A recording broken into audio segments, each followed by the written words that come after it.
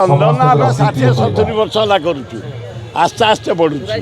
एथर 30-35टा चंदन बढ़ी किंतु देवव्रत 2 वर्ष भितर सबू टपी जाइए साजसजा खाइबा पीवा आरेंजमेंट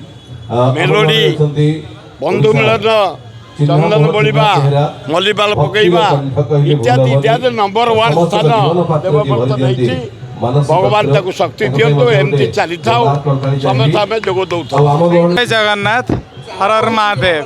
आज पवित्र चंदन उत्सव आम जो एकाम्र क्षेत्र में रामेश्वर प्रांगण में करुचु यहाँ केवल खाली गोटे पर्व केवल ये गोटे आध्यात्मिकता परिवेश गढ़ापी नुहे आम यहाँ करूँ समाज रे प्रेमर वातावरण प्रेम आम एकतार वातावरण आम केमती एक बेली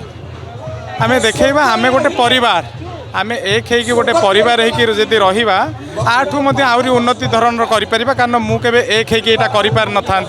आम समस्ते गोटे परिवार होचु बोली सबू भाई मानकर प्रचेषा बल आम ये गोटे आयोजन करूँ जोठिकी लोक मैंने भल भजन संध्या रहा प्रसाद सेवन भी व्यवस्था अच्छी आम एक हो चलवा सुंदर सुस्थ परिवेश रे सुस्थ समाज टी गढ़िया उद्देश्य आम एकतार बल आगू को जाऊे। धन्यवाद। जय जगन्नाथ।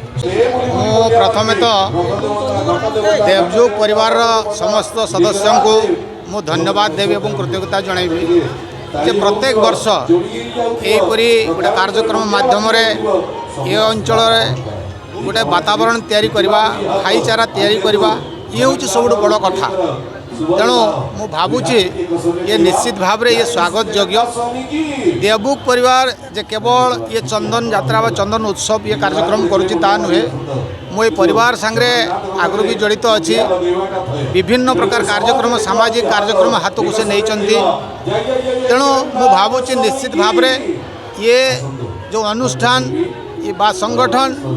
आगु को ये प्रकार समाज रे गोटे भल काम करू एवं मु भावुची निश्चित भाव में ये अंचल गोटे भल वातावरण तैयारी भाव में देखु आज विभिन्न प्रकार क्षेत्र अच्छी आम जदि कहवा सामाजिक संगठन अनेक अच्छी राजनैतिक संगठन अच्छी किंतु आज जदि आम कहवा खुला मनरे गोटे दिल खुला गोटे सामाजिक काम करवा बा सेवा मनोभाव जो काम करवा बहुत कम देखा जाए उपरे हुए तो छाप थाई पारे किंतु अंतर भितर आम देखीचु जे बहुत भी अनुष्ठान हुए तो बहुत भल सेवा काम करि पारु नाहंती किंतु से दृष्टि आम कहवा ये जो देवजोग परिवार पूरी भाव में ये सेवा काम रे समर्पित अच्छी तेणु मु आशा करी ये संगठन बा ये अनुष्ठान आगो को आयु दीर्घायु हो एवं भल काम करो।